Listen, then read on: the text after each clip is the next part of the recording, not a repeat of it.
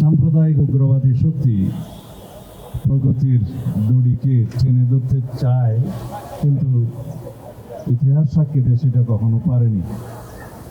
আমরা এই ঘটনার তীব্র নিন্দা তখন জানিয়েছি এবং সুষ্ঠু বিচারের জন্য পদক্ষেপ নিতে তখন দাবি করেছি, কিন্তু এখন যেভাবে হোক আমি স্বরাষ্ট্র মন্ত্রণালয়ের দায়িত্বে আছি, তো সেই জন্য প্রথম আলোর পরিবার এবং সাংবাদিক গোষ্ঠী, লেখক, বুদ্ধিজীবী, সাহিত্যিক সবারই একটা দাবি হচ্ছে এর সুষ্ঠু তদন্ত হতে হবে এবং সেটার দায়িত্ব আপনাকে নিতে হবে। তদন্তের দায়িত্ব আমরা নিতে পারি, বিচারের দায়িত্ব বিচার বিভাগের।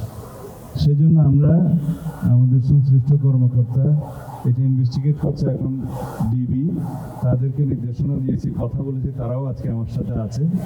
এখানে ভারপ্রাপ্ত কমিশনার ডিএমপির তিনিও আছেন, ডিবির এডিশনাল কমিশনার আছে, ডিবির চার্জে যিনি আছে, সবাই আছে।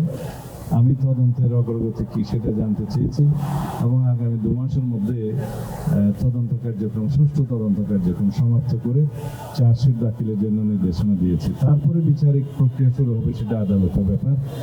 আমরা সেই বিচারিক কার্যক্রমে সকলের সহযোগিতা চাইব, যাতে দৃষ্টান্তমূলক সাজা হয় এবং এই জাতীয় ঘটনা ভবিষ্যতে আমাদেরকে না দেখতে হয়, এই জাতিকে না দেখতে হয়। এই ঘটনার মধ্য দিয়ে সারা পৃথিবীর কাছে আমাদের মান ক্ষুণ্ণ হয়েছে, আমরা লজ্জিত হয়েছি। সারা পৃথিবীর সামনে একটা মেসেজ গিয়েছে যে বাংলাদেশে নিউজ পেপারের উপর যখন খুশি আক্রমণ করা যায় এবং এই দেশের যারা বলতে গেলে প্রগতি বিরুদ্ধে, যারা সাম্প্রদায়িক এবং উগ্রবাদী শক্তি, তাদের একটা রমরমা ভাব ছিল, এই মেসেজটা সারা পৃথিবীতে গিয়েছে।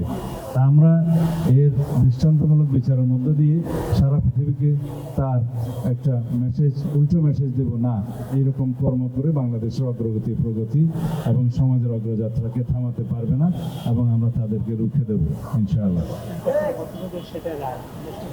হ্যাঁ, অবশ্যই আমাদের নির্বাচনী ইশতেহারে আমরা আমাদের যে ইশতেহার সেখানে বলেছি আমরা স্বাধীন গণমাধ্যম চাই এবং গণমাধ্যমের পূর্ণাঙ্গ স্বাধীনতা আমরা প্রতিষ্ঠা করব।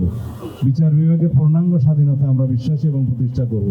সেই লক্ষ্যে আমাদের ইশতেহারে কিছু বিষয় আমরা উল্লেখ করেছি, সেটা যেন আমরা বাস্তবায়ন করতে পারি, সবার সহযোগিতা দরকার। এবং আমাদের এই ইশতেহারে আমরা ম্যান্ডেট পেয়েছি জনগণের। বাংলাদেশে এখন সর্বোচ্চ ম্যান্ডেট আমরা পেয়েছি 49 সামথিং। এই ম্যান্ডেট আর কোনো ইশতেহার বাংলাদেশের ইতিহাসে পায়নি। সুতরাং আমরা আশা করব আমাদের ইশতেহার যেন আমরা বাস্তবায়ন করতে পারি। তার মধ্যে অন্যতম হচ্ছে গণমাধ্যমের পূর্ণাঙ্গ স্বাধীনতা নিশ্চয়তা।